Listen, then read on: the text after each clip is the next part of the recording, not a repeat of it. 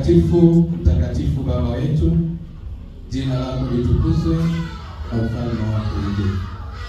Wakati huu ninapoenda kufungua maandiko yako takatifu, Bwana, naomba Roho Mtakatifu aweze kufunua mawazo na hasa neno lako tutakalolisikia siku hii liweze kutusongeza karibu na kiti chako cha enzi. Baba wetu, yale ambayo tumetenda kinyume na mapenzi yako, tunaomba uweze kutusamehe Bwana, kwa maana kila siku huwa tunajikwaa na kuingia katika dhambi, lakini tunaomba uwepo wa Roho Mtakatifu awe kiongozi wetu na uweze kutuzingira na malaika zako, ndiposa tuweze kutenda yaliyo mapenzi yako. Baba, shuka kwa njia ya Roho Mtakatifu, uwe nasi katika jina la Yesu Kristo aliye mwombezi wetu. Amen. Mungu wetu ametuandaa katika kota nzima ambayo imeweza kuisha, na katika sabato ambazo ni 13 zilizopita, ama sabato sabato 12 katika kota ya pili ya mwaka huu, Mungu wetu ameweza kusafiri nasi hadi siku hii ya leo ambayo ni ya sabato ya 13 katika kota hii ya pili ya mwaka 2025. Na kila wakati tunapokusanyika siku kama hii ya leo, huwa ni sherehe ambayo ni ya kutukumbusha, sababu ni siku ambayo Kristo mwenyewe aliweza kuiandaa tangia alipokuwa na wanafunzi wake. Yeye mwenyewe aliweza kuifanya kama kielelezo kwetu sisi wenyewe, ili tuendelee kufanya hivi hadi pale ambapo atakaporejesha ufalme wake. Na ndiposa siku hii ambayo tumeweza kuandaliwa meza takatifu, meza hii imeandaliwa si kwa wale tu ambao ni wasafi.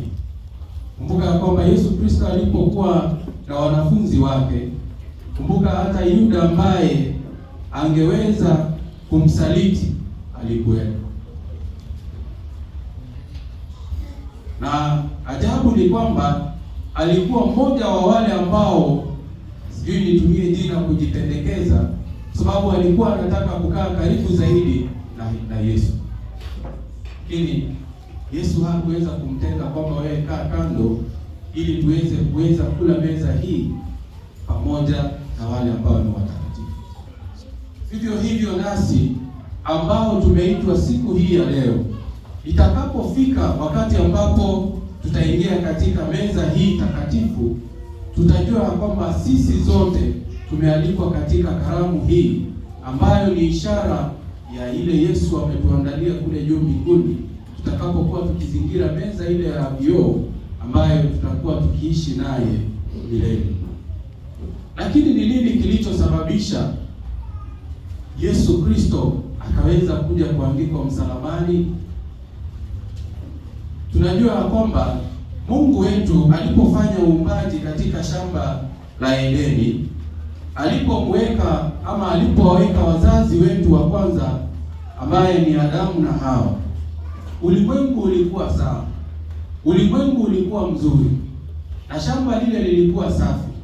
Lakini baada ya wazazi wetu kwenda kinyume na agizo la Mungu la kuweza kutokula lile tunda ambalo lilikuwa la kujua mema ama kutofautisha mema na mabaya, hapo ndipo dhambi ikaweza kuingia katika ulimwengu. Ni safari ambayo tunayoanza katika Mwanzo 1. Na tunapotazama, Mungu hakuweza kuwaacha katika ile hali ya upweke.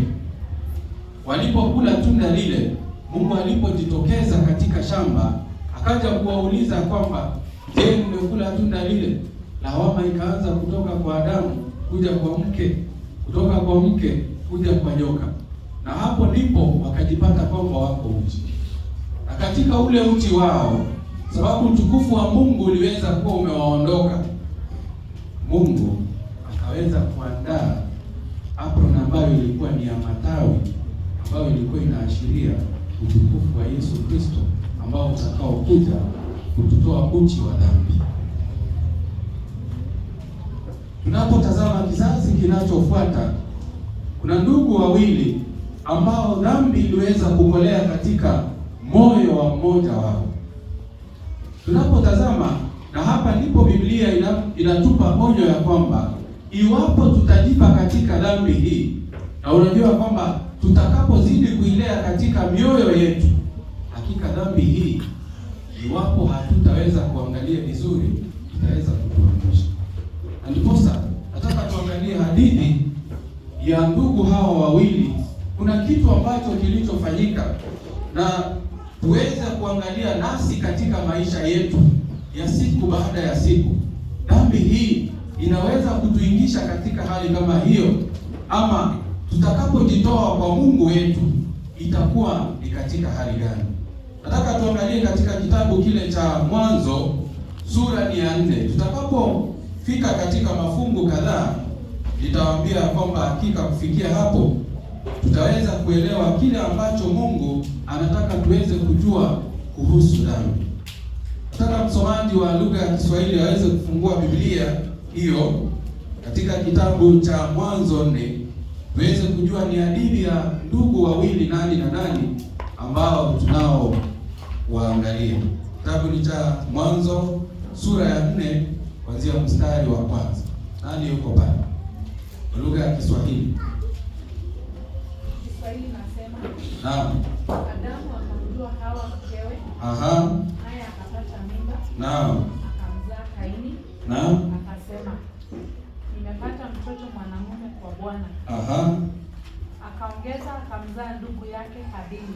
Naam. Habili alikuwa mchungaji. Ngoja, kabla hatujaenda pale, tunagundua kwamba Mungu baada ya kumumba Adamu na Hawa pale katika shamba la Edeni, sasa ndio Hawa wanakuja kupata kizazi chao cha kwanza.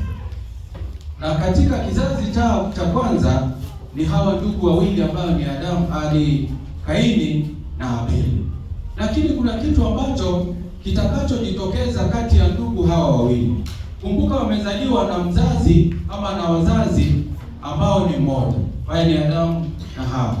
Na tunapoangalia kuna kitu kitakachokuja kutokea baadaye ambacho ni cha ajabu, kitakachotufanya pia nasi tujiulize, je, huenda dhambi, iwapo hatutaweza kuigundua kwa mapema na kuweza kuiepuka, itaweza kuzaa mauti. Mstari wa 2 nasema nini? Akaongeza akamzaa ndugu yake ambaye huyu ni Abeli.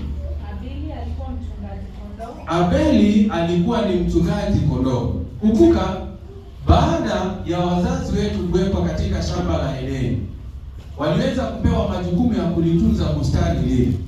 Sasa wazazi hawa wameweza kupata kizazi ambacho ni cha Kaini na Abeli. Abeli tumepata kazi yake ambayo anayoifanya, alikuwa ni mtunza kondoo. Kisha na Kaini alikuwa mkulima. Na Kaini alikuwa ni mkulima. Ndugu hawa wawili kila mmoja alikuwa anafanya sehemu yake. Jinsi ambavyo mimi na wewe katika maisha ya hivi sasa, kila mmoja wetu anafanya kazi ambayo Mungu ameweza kumbariki nayo. Lakini kuna jambo ambalo tunafaa kuelewa hapa kwamba baada ya kile ambacho tumeweza kupewa tukifanya, kinaleta utukufu kwa Mungu, kinaleta utukufu. Je, kupitia kwalo inamtukuza Mungu? Endelee katika mstari unaofuata. Ikawa hatimaye Kaini akaleta mazao ya ardhi sadaka kwa Bwana. Sadaka kwa nani? Kwa Bwana. Habili naye akaleta mazao wa kwanza wa wanyama wake na sehemu zilizonona za wanyama. Habili alifanya kitu cha ajabu. Kumbuka kwamba Kaini yeye alileta tu mazao ya shamba, lakini there is something that was unique ambayo Habili aliweza kufanya. Alileta wanyama ambao ni gani? Walionona kwa Mungu. Kumbuka alileta sadaka za wanyama. In addition to that, alileta wale ambao waliokuwa wamenona kwa Bwana. Je, tunamtendea Mungu wetu katika hali gani? Tunapokuja mbele zake, tunapomjia Mungu wetu, japo tuna mahitaji mengi kwake, tunamjia katika hali gani? Kumbuka Abeli, yeye anatafuta hata wale ambao walionona, lakini kumbe kuna jambo ambalo linalofanyika hapa. Tuendelee. Bwana akamtakabali na sadaka yake. Bali Kaini hakumtakabali wala sadaka yake. Unajua Kiswahili kuna mahali ambapo inasema maneno ambayo yanakaa kuwa mazito. Kiingereza inasema but Abel brought fat portions from some of the firstborns of his flock. The Lord looked with favor on Abel and his offering. God looked with favor. Katika maisha ya ndugu hawa wawili, wao walikuwa wamefanya na walikuwa wanaleta katika mbele za Mungu, lakini kuna kitu ambacho ni cha ajabu kilikuwa kinafanyika, ni zaidi ya kule kutoa. Moyo wao, ndani yao walikuwa wanawaza nini? Aliposa nataka tuelewe pale chini tunapoteremka, tutagundua kwamba licha ya kwamba walikuwa wanatoa sadaka zao kwa Mungu, mioyo yao ilikuwa moyo wa mmoja wao ulikuwa mbali na Mungu. Je, katika hali ya kawaida yetu ambayo tunaenda katika maisha yetu ya kila siku, huenda tunaweza kuwa mbali na Mungu wetu, tukidhani kwamba tuko karibu naye. Tunaweza kuwa tukitenda mema mbele zake, tunaweza kuwa tukijitoa hata maisha yetu kufanya kazi yake, lakini ile hali dhambi ambayo imeishi katika maisha yetu inatutanga mbali na. Mstari unaofuata inasema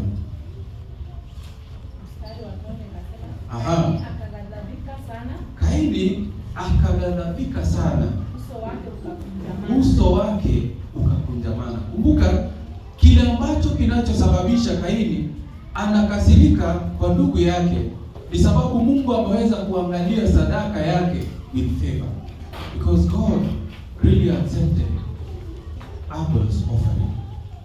Kaini akakasirika sana, akaona kweli mimi ni mkulima, katika mazao ambayo ninayopata narudisha, ninampelekea Mungu. Lakini kwa nini yeye baada ya kupeleka wanyama hawa akaweza kupokelewa na kukubalika zaidi? Katika moyo wake akawa amekasirika, katika moyo wake akawa anawaza ambayo si mazuri. Kupitia kwa hayo na jambo ambalo liliweza kufanya. Endelea. Bwana akamwambia Kaini, kwa nini una ghadhabu? Kwa nini una ghadhabu? Kwa nini uso wako unakunjamana? Kwa nini uso wako unakaa ni kama yani haujafurahia? Because both of them were before God and they were bringing these offerings to him.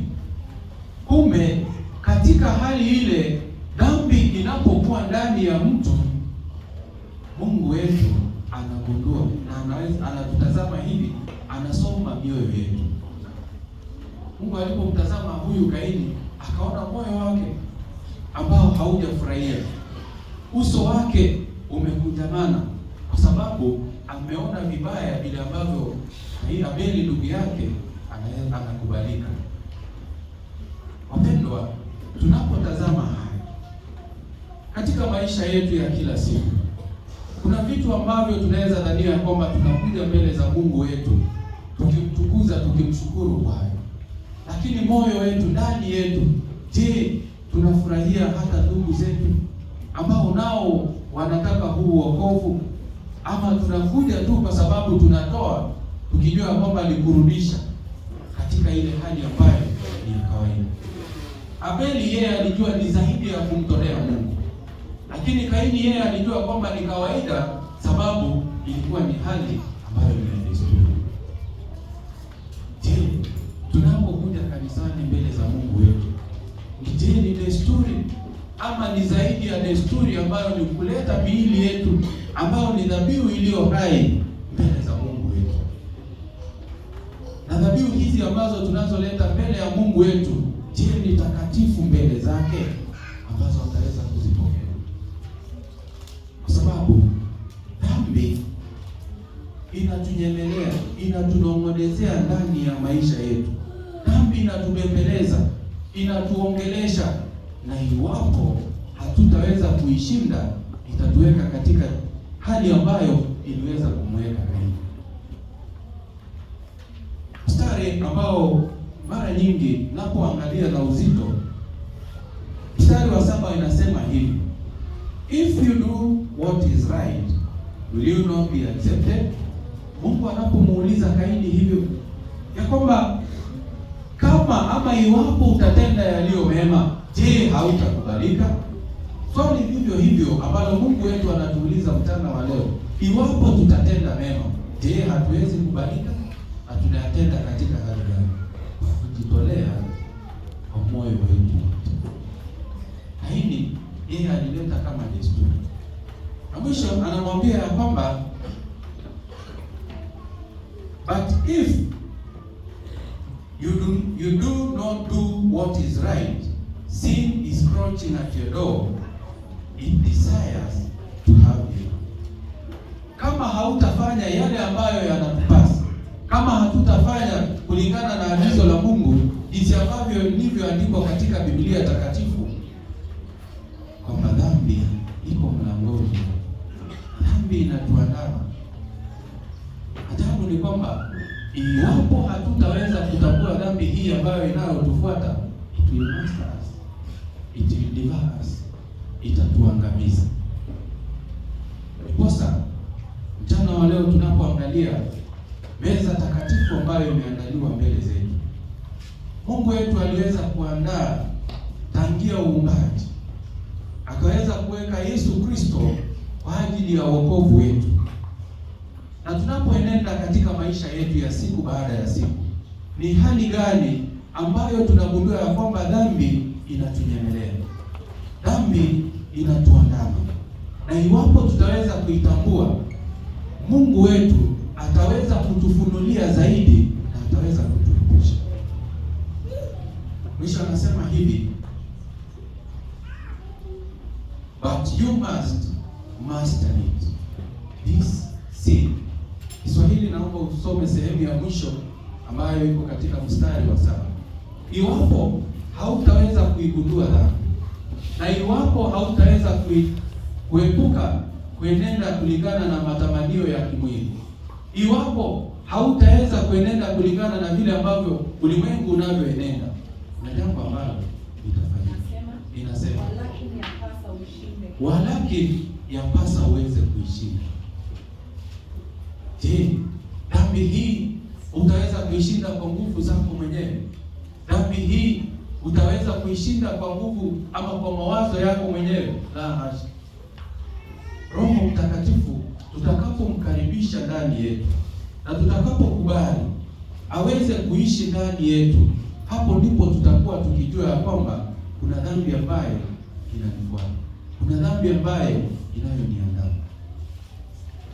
Wapendwa, leo hii tulipotazama hadithi ya mtumishi wa Mungu Yona, alipokuwa ametumwa kwenda kufanya kazi ya Mungu mahali ambapo palipaswa apeleke Injili, Yona alipokuwa safarini akageuza mawazo yake, akafuata njia zake, kwa sababu alikuwa na mawazo mabaya.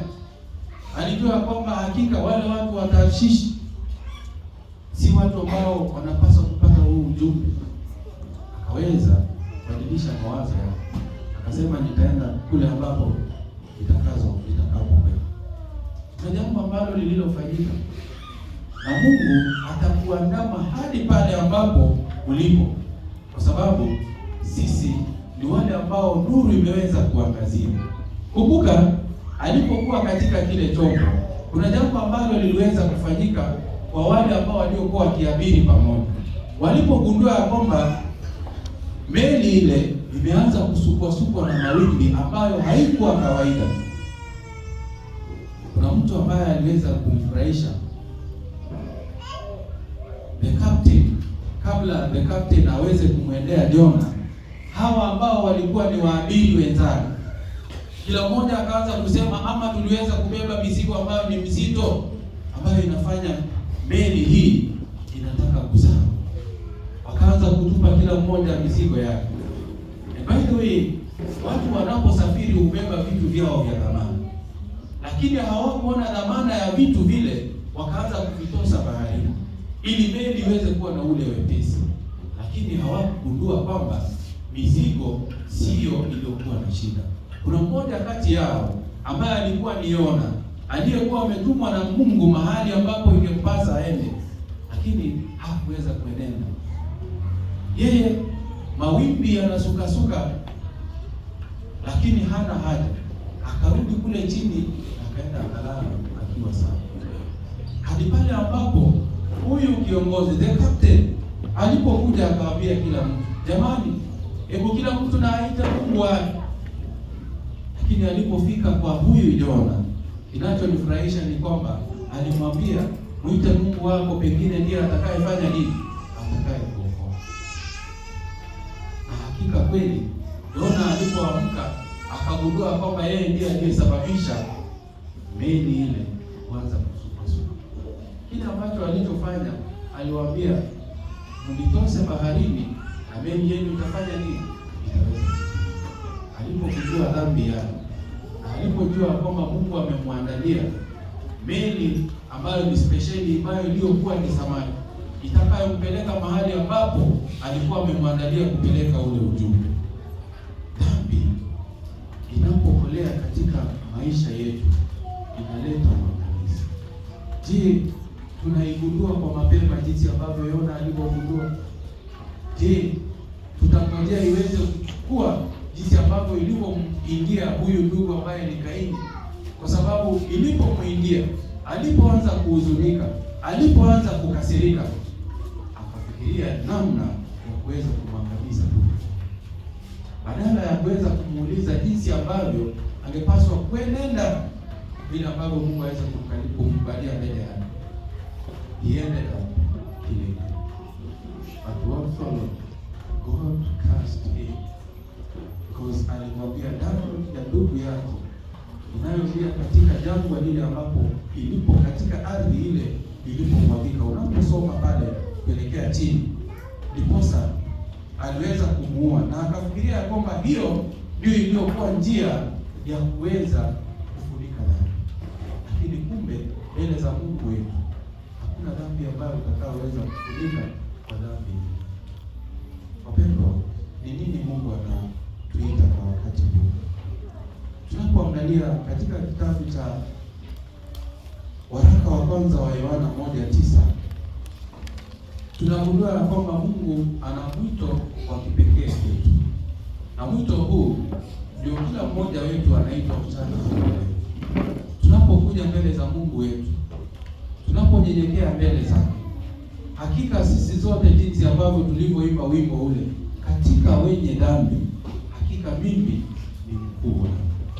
Tusije tukaangalia kwamba fulani ni mwenye dhambi mkuu kuliko mimi. Pale ambapo tutakapotambua kwamba mimi ndiye mkuu wa wenye dhambi. Naomba tusome katika kitabu kile cha waraka wa kwanza wa Yohana 1:9. Inasema, naam, tukiziungama dhambi zetu, Mungu wetu ni mwaminifu na mwenye haki na wa haki, hata atuondolee dhambi zetu na kusafisha na udhalimu wote. Amina. Kwa hivyo wapendwa, tutakapogundua kwamba dhambi ambayo iko ndani yetu, kila mmoja wetu kuna mizigo ambayo amebeba, ambayo anajua kwamba mizigo hii ndio ambayo itakayozabisha meli hii ambayo ni ya Yesu Kristo isiweze kuvuka mambo nyingine. Tuanze kuiondoa moja moja, na ambaye atakayeweza kutushindia iwapo tutaweza kunyenyekea mbele zake. Kwa hakika yeye ni mwema na ataweza kutusamehe dhambi zetu.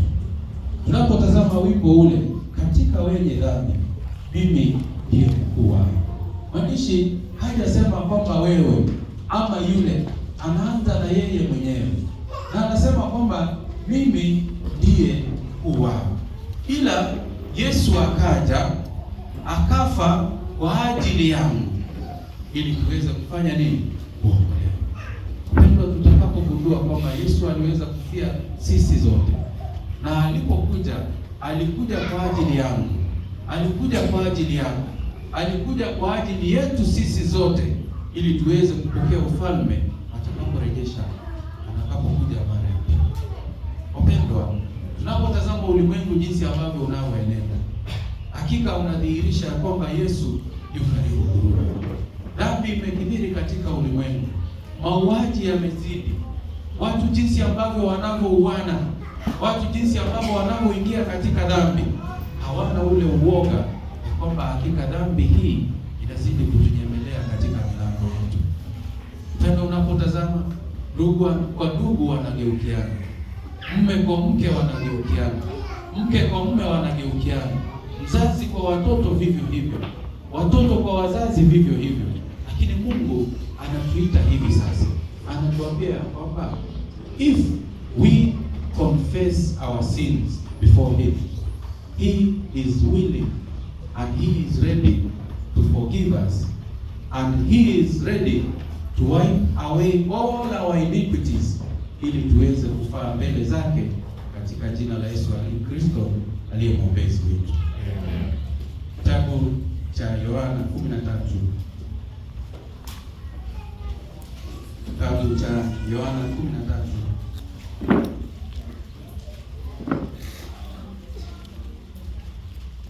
Yesu Kristo alipokuwa na wanafunzi wake, walipoketi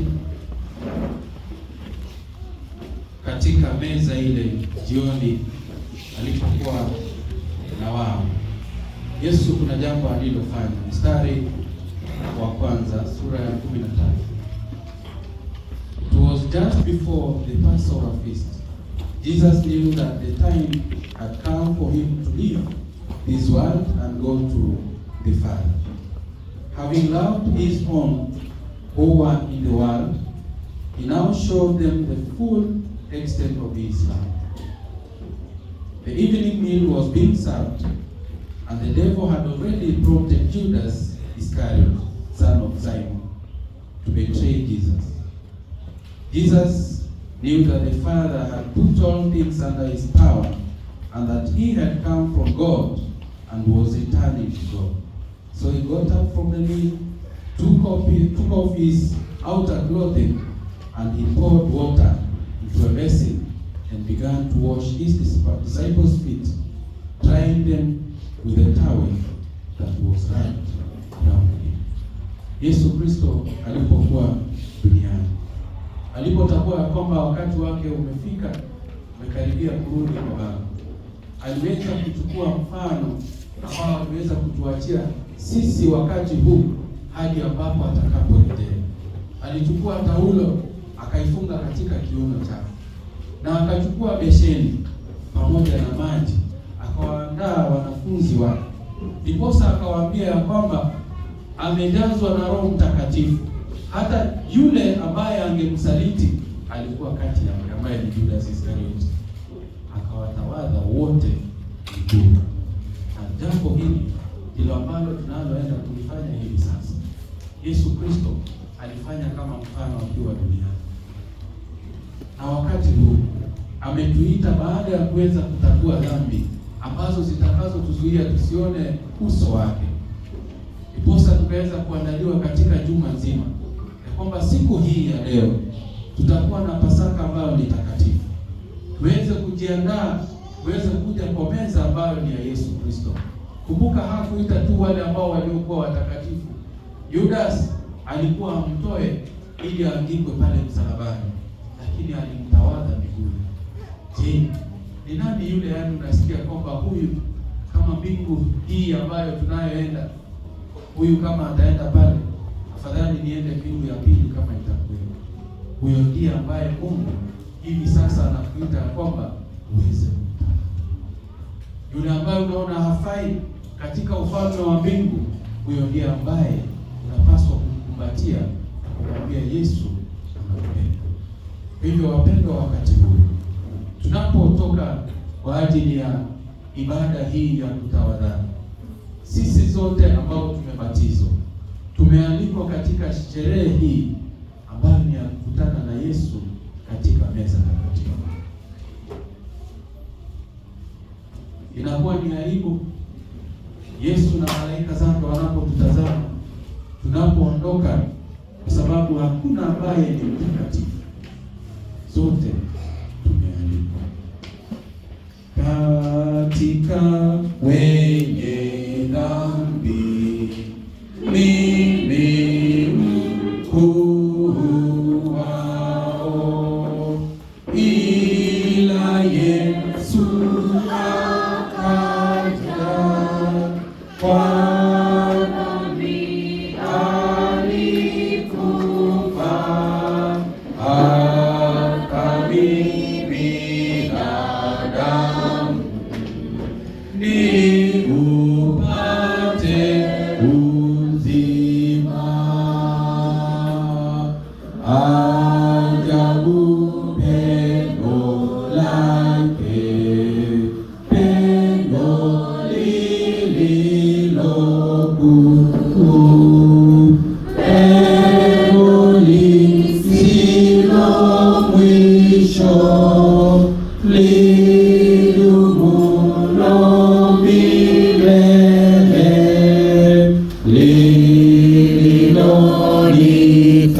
lililonitafuta ingawa sikumpenda, ingawa ni mbaya, Kristo ni vyote kwangu.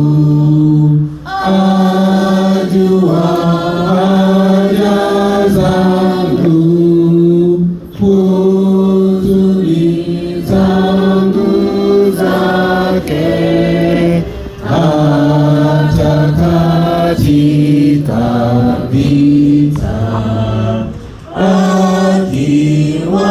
akiwamo salama. Ajabu pendo lake ambalo ni kuu, lililo ama lisilo na mwisho.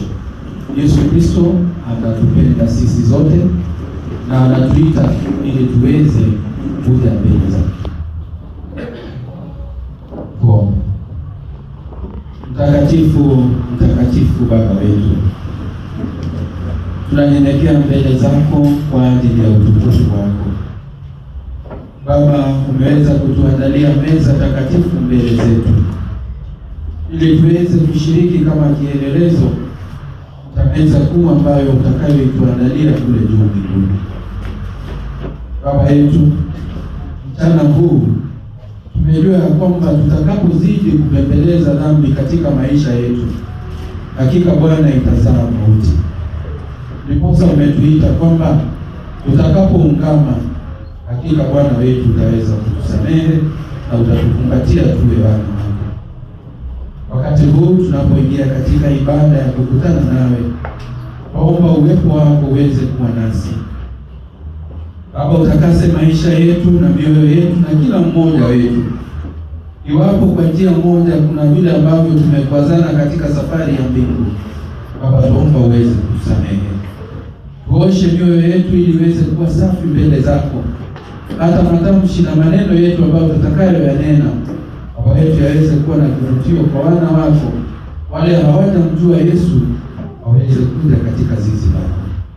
Bariki kila mmoja Bwana wetu na uandae mioyo yetu tunapoingia katika ibada hii, katika jina la Yesu Kristo aliye mwombezi wetu. Amen.